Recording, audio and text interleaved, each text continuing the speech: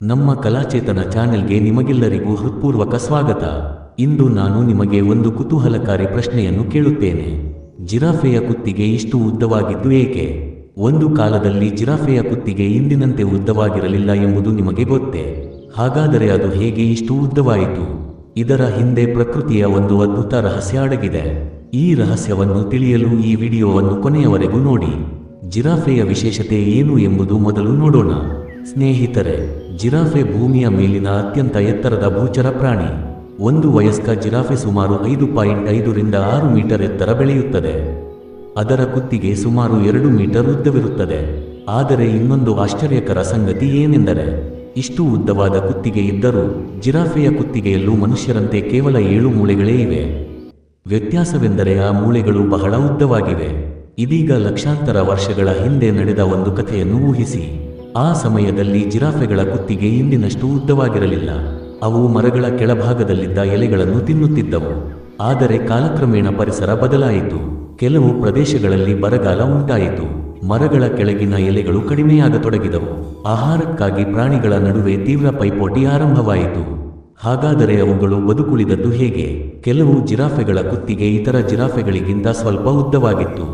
ಹೀಗಾಗಿ ಅವು ಮರದ ಮೇಲಿನ ಎಲೆಗಳನ್ನು ತಿನ್ನಲು ಸಾಧ್ಯವಾಯಿತು. ಹೆಚ್ಚು ಆಹಾರ ಸಿಕ್ಕ ಕಾರಣ ಅವು ಹೆಚ್ಚು ಕಾಲ ಬದುಕಿದವು. ನಂತರ ಅವು ಹೆಚ್ಚು ಸಂತಾನವನ್ನು ಪಡೆದವು. ಅವುಗಳ ಮರಿಗಳಲ್ಲೂ ಉದ್ದ ಕುತ್ತಿಗೆಯ ಗುಣ ಕಂಡುಬಂದಿತು. ಹೀಗೆ ಲಕ್ಷಾಂತರ ವರ್ಷಗಳ ಕಾಲ ಈ ಪ್ರಕ್ರಿಯೆ ನಡೆಯುತ್ತಾ ಇಂದಿನ ಜಿರಾಫೆ ರೂಪುಗೊಂಡಿತು. ವಿಜ್ಞಾನದಲ್ಲಿ ಇದನ್ನು ನೈಸರ್ಗಿಕ ಆಯ್ಕೆ, ನ್ಯಾಚುರಲ್ ಸೆಲೆಕ್ಷನ್ ಎಂದು ಕರೆಯುತ್ತಾರೆ. ಈ ತತ್ವವನ್ನು ವಿಜ್ಞಾನಿ ಚಾರ್ಲ್ಸ್ ಡಾರ್ವಿನ್ ವಿವರಿಸಿದ್ದರು. ಪರಿಸರಕ್ಕೆ ಉತ್ತಮವಾಗಿ ಹೊಂದಿಕೊಳ್ಳುವ ಜೀವಿಗಳು ಬದುಕಿ ಉಳಿಯುತ್ತವೆ. ಉಳಿದ ಜೀವಿಗಳು ನಿಧಾನವಾಗಿ ಕಡಿಮೆಯಾಗುತ್ತವೆ. ಜಿರಾಫೆಯ ಉದ್ದವಾದ ಕುತ್ತಿಗೆಯು ಇದೇ ಪ್ರಕ್ರಿಯೆಯ ಫಲಿತಾಂಶ ಎಂದು ವಿಜ್ಞಾನಿಗಳು ನಂಬುತ್ತಾರೆ. ಇನ್ನೊಂದು ಕುತೂಹಲಕಾರಿ ಸಂಗತಿಯೂ ಇದೆ. ಗಂಡು ಜಿರಾಫೆಗಳು ತಮ್ಮ ಕುತ್ತಿಗೆಯಿಂದ ಪರಸ್ಪರ ಹೋರಾಡುತ್ತವೆ. ಇದನ್ನು ನೆಕ್ಕಿಂಗ್ ಎಂದು ಕರೆಯುತ್ತಾರೆ. ಬಲವಾದ ಮತ್ತು ಉದ್ದವಾದ ಕುತ್ತಿಗೆ ಇರುವ ಗಂಡು ಜಿರಾಫೆಗಳಿಗೆ ಈ ಹೋರಾಟದಲ್ಲಿ ಹೆಚ್ಚಿನ ಯಶಸ್ಸು ಸಿಗುತ್ತದೆ. ಇದು ಉದ್ದ ಕುತ್ತಿಗೆ ಬೆಳೆಯಲು ಒಂದು ಕಾರಣವಾಗಿರಬಹುದು ಎಂದು ಕೆಲವು ಸಂಶೋಧಕರು ಅಭಿಪ್ರಾಯಪಡುತ್ತಾರೆ. ಹಾಗಾದರೆ ಜಿರಾಫೆಯ ಹೃದಯದ ರಹಸ್ಯವನ್ನು ತಿಳಿಯೋಣ.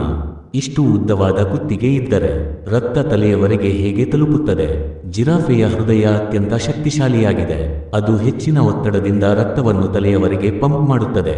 ಅದರ ರಕ್ತನಾಳಗಳಲ್ಲಿರುವ ವಿಶೇಷ ಕವಾಟಗಳು ರಕ್ತವು ಹಿಂದಕ್ಕೆ ಹರಿಯದಂತೆ ತಡೆಯುತ್ತವೆ. ಇದರಿಂದ ಜಿರಾಫೆ ತಲೆ ತಗ್ಗಿಸಿದಾಗ ಅಥವಾ ಎತ್ತಿದಾಗ ಯಾವುದೇ ಸಮಸ್ಯೆಯಾಗುವುದಿಲ್ಲ. ಕೊನೆಯದಾಗಿ ಒಂದು ಮಾತು. ಸ್ನೇಹಿತರೆ, ಜಿರಾಫೆಯ ಉದ್ದವಾದ ಕುತ್ತಿಗೆ ಒಂದು ದಿನದಲ್ಲಿ ಬಂದದ್ದಲ್ಲ. ಅದು ಲಕ್ಷಾಂತರ ವರ್ಷಗಳ ನೈಸರ್ಗಿಕ ಆಯ್ಕೆ, ಪರಿಸರಕ್ಕೆ ಹೊಂದಿಕೊಳ್ಳುವಿಕೆ ಮತ್ತು ಬದುಕಿಗಾಗಿ ನಡೆದ ಹೋರಾಟದ ಫಲಿತಾಂಶ.